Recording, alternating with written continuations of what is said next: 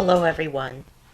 Well, it's another week, and um, since I last spoke with you, Biden um, addressed the nation, and he also gave an interview where he answered some questions with David Muir. And what he basically said in his speech was that Ukraine were with you all the way. Or with you all the way. He actually traveled to Ukraine to meet Zelensky, and then he went to Poland and gave a speech saying, Ukraine, we're with you all the way. That was basically the gist of what he said. And when he was with David Muir, he said, um, Ukraine um, does not need F-16s. They don't need our fighter jets. They don't need our fighter jets, that they're fine without fighter jets, that all they need is the ground weapons that they've been giving them.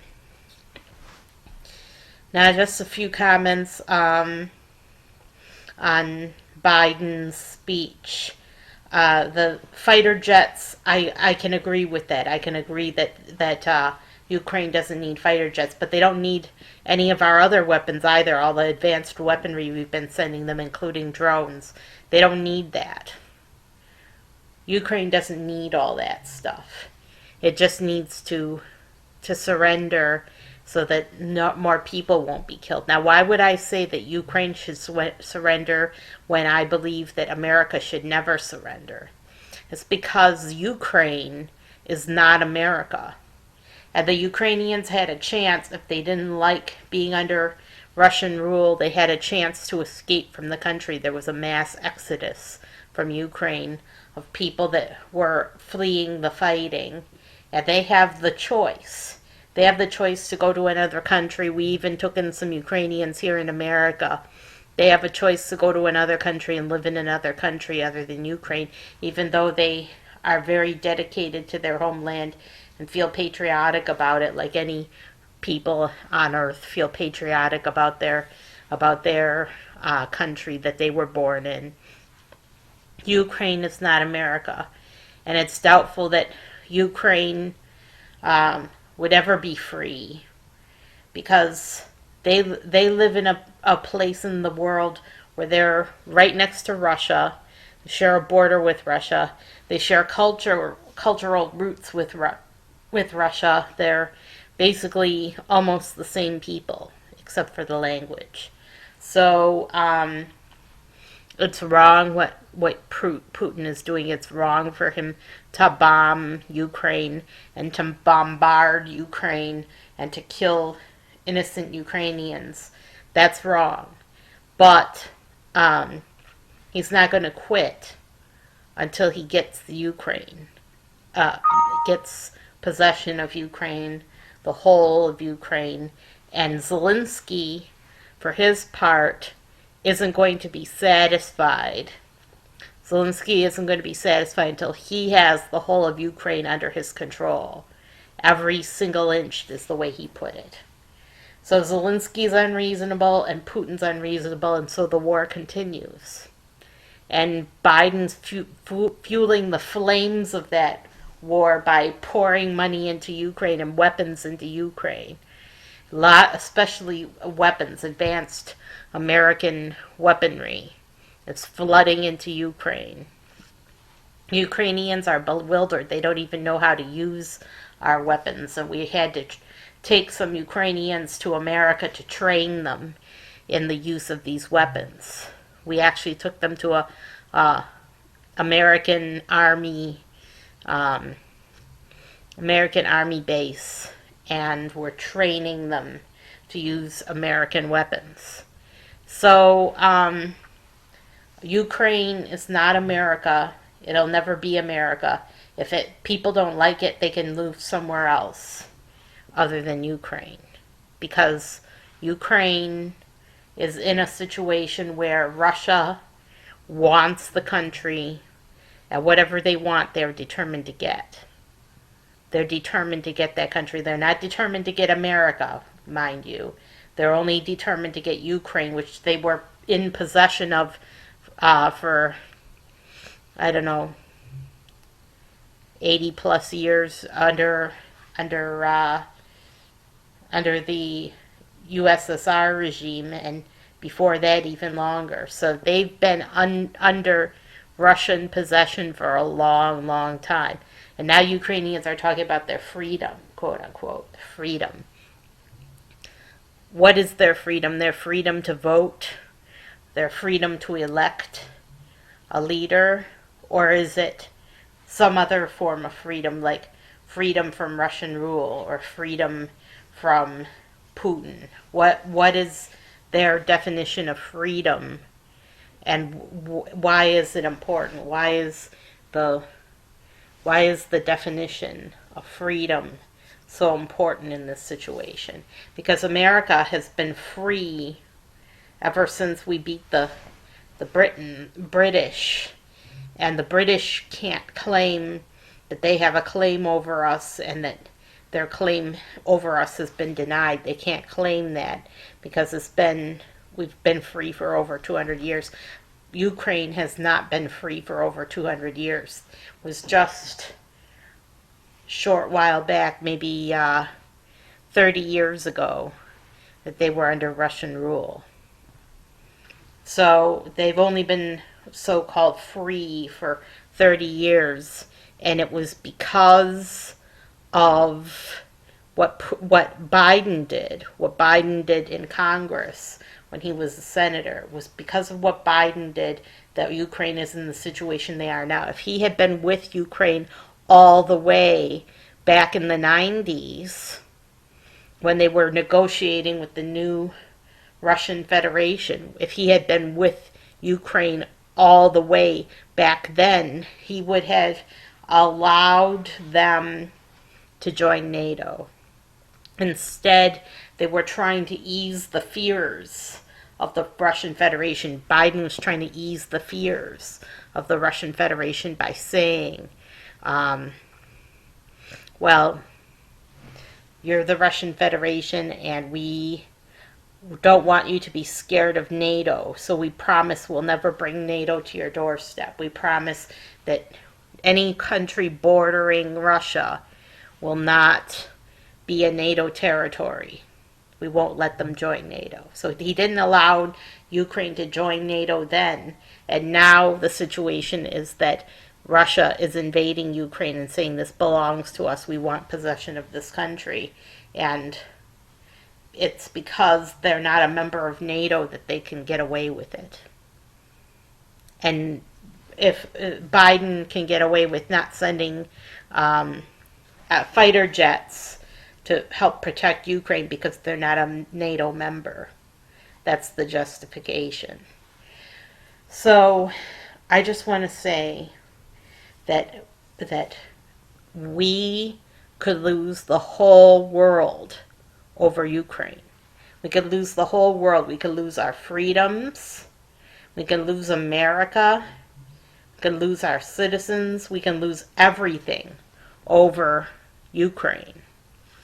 And Putin has made it more clear than ever with his speech that he gave a speech simultaneously with Biden's speech. He's made it more clear than ever that he is willing to consider the nuclear option, to consider nuclear weapons to defeat the West and to defeat Ukraine. And that he's willing to go to war with the U.S. over Ukraine. We could lose it all. We could lose everything, including all of our people. Would be bombed. They would bomb all the cities and the people would be gone. The people would be gone overnight if Russia bombed us with their nuclear weapons. We could lose it all. We could lose our freedom, our people, and our nation. We could lose everything. We could lose the whole world. Because Russia would be bombing the whole world. They would bomb all of our allies. We could lose the whole world over Ukraine. So when Biden says, we're with you all the way, Ukraine, he's sacrificing everything on a big altar. He's building his altar. He's loading it full of wood and brush to help start the fire. And then he's fanning the flames and saying, we're with you all the way, Ukraine. We're with you all the way. Even though he started it. He was in a position to allow Ukraine to join NATO, and he promised they wouldn't be considered as a NATO member. And so he set up the situation so that the situation so that Ukraine would become a target for Russian aspirations, I guess you could say. Their aspirations of empire and power.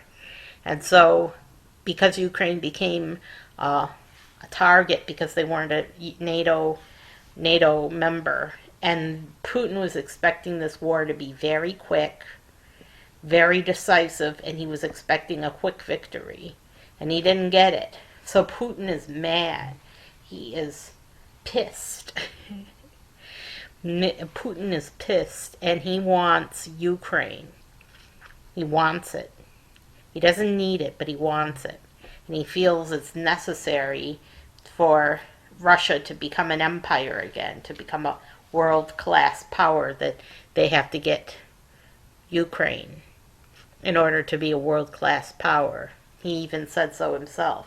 So, Putin and Biden together could lead to Biden's warning of an apocalypse.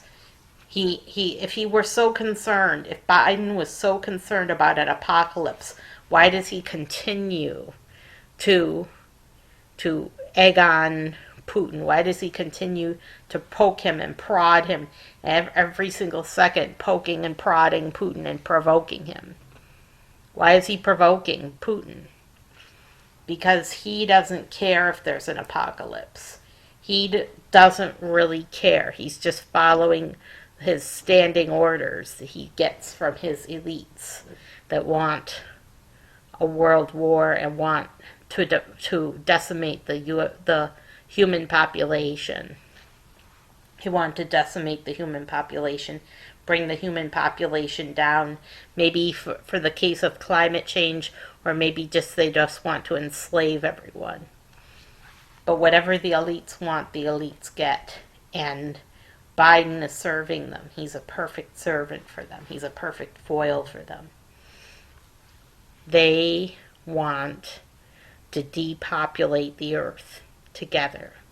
Putin and Biden, they want to depopulate the earth. So we can't vote Biden out of office soon enough, because he keeps egging on Putin, and Putin might react. And if Biden gets reelected, Putin definitely will react, because he does not want Biden in office. Putin doesn't want Biden in office, and he might attack if Biden won. He might attack, thinking that he has to put up with another 4 years of Biden and Biden's meddling in the Ukraine. He might attack. So the basic things are, Ukraine is not America. And when Biden talks about Ukrainian freedoms, why does he not mention American freedoms? What about America's freedom from fear of being attacked by nuclear weapons? What about America's freedom of everything? All of our freedoms are at stake. Why doesn't he talk about American freedom? It's because he's more loyal to Ukraine than the U.S.?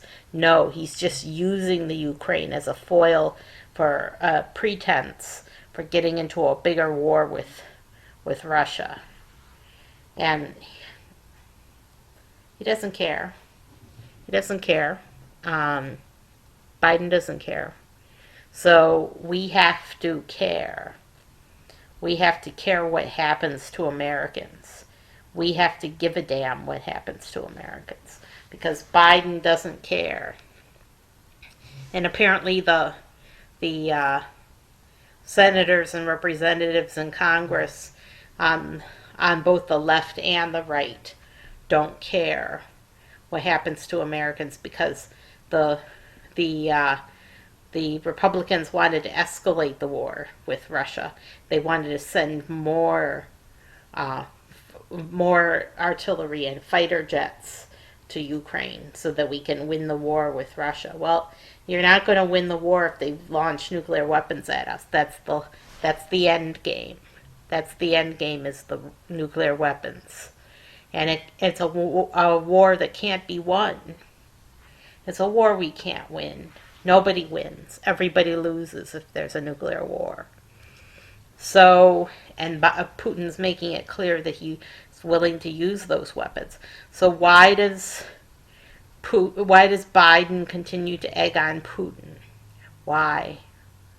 Why does he continue to do this? What could be his motive if he knows that there's a chance of a nuclear war? Why is he such a cool cucumber? Why does he try to act cool and look cool everywhere he goes and talk like John Wayne and act real tough? He acts real tough, like a real tough guy, even though he's got deficiencies. That he talks with a stutter and he hesitates at times, sometimes loses track of his train of thought, doesn't know where the conversation is headed. I mean, I admit that happens to me, but I'm willing to admit I'm disabled, whereas Biden is Superman, right? The President of the United States has always got to be Superman. So, if Biden would admit to his disability, maybe we would be more lenient on him. But he shouldn't be president. He should not be president because of what he's doing, acting real tough and real cool, and acting like he's on Ukraine's side all the way. But what about America's side? Is he on America's side?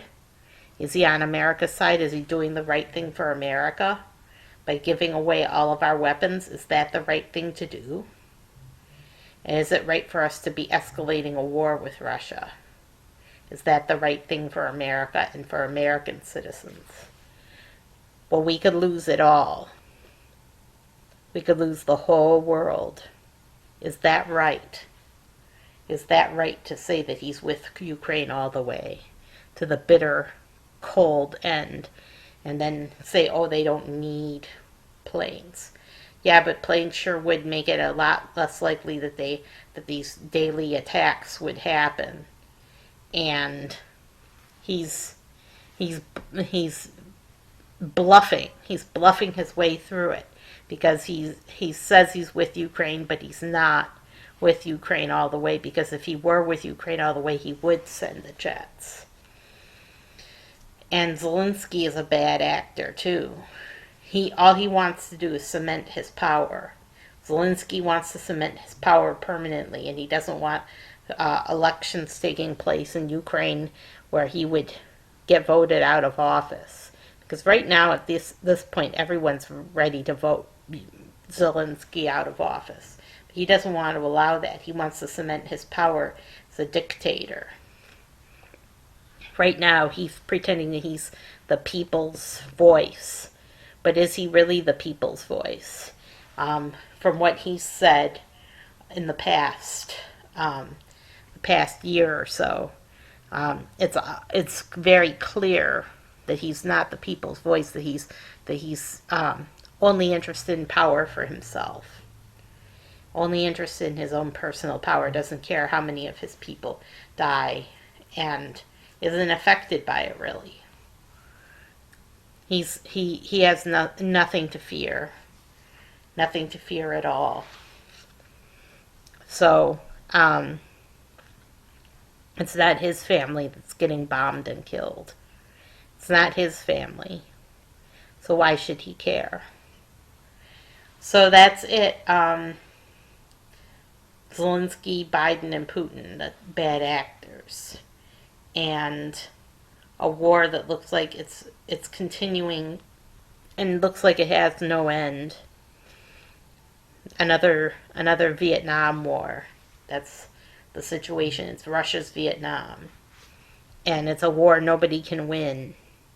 Because if it ends in nuclear war, nobody wins. Everybody loses. And I'll see you next time.